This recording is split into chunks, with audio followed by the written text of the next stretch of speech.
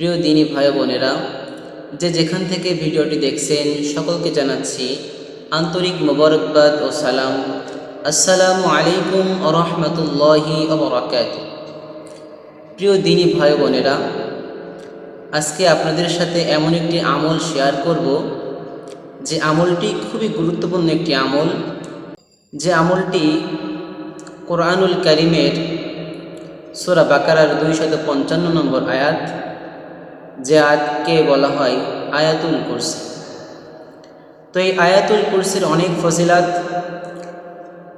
হাদিসের ভিতরে বর্ণিত হয়েছে। তার ভিতর থেকে দুইটি ফজিলাত, দুইটি আমল আমি আপনাদের সাথে শেয়ার করব। এই দুইটি আমল হলো, এক নম্বর আমল হলো, যদি কোনো ঘরে রাতের বেলা বা যখনই হোক যদি আয়াতুল কুরসির তেলাওয়াত করা হয়, তাহলে সেই ঘরকে আল্লাহ রাব্বুল আলামিন চোর থেকে হেফাজত করবে।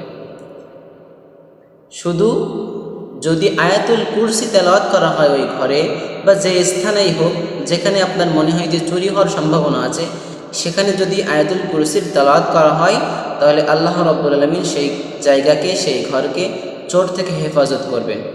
এখানে আপনার নিয়তটা থাকতে হবে একেবারে স্বচ্ছ।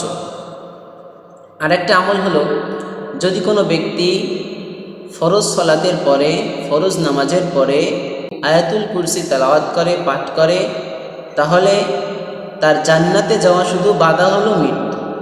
অর্থাৎ মৃত্যু হওয়ার সাথে সাথে তাকে জান্নাতে দিয়ে দেওয়া হবে। হাদিসের ভিতরে এইভাবে বর্ণিত হয়েছে। তো এই দুইটি আমলের কথা, ফজিলতের কথা আমি আপনাদের সামনে বর্ণনা করলাম। এই আয়াতের অনেকগুলো ফজিলত আছে, যেখান থেকে আমি দুইটি আপনাদের সামনে বর্ণনা করলাম। ইনশাআল্লাহ আপনারা এটা মানার জন্য চেষ্টা করবেন। আল্লাহ রাব্বুল আলামিন আমাকে এবং আপনাদেরকে আমল করার তৌফিক দান করেন। ওমা তৌফিক ইল্লা বিল্লাহ। আজ এই পর্যন্তই। সকলে সুস্থ থাকুন, ভালো থাকুন। আসসালামু আলাইকুম ওয়া রাহমাতুল্লাহি ওয়া বারাকাতুহু।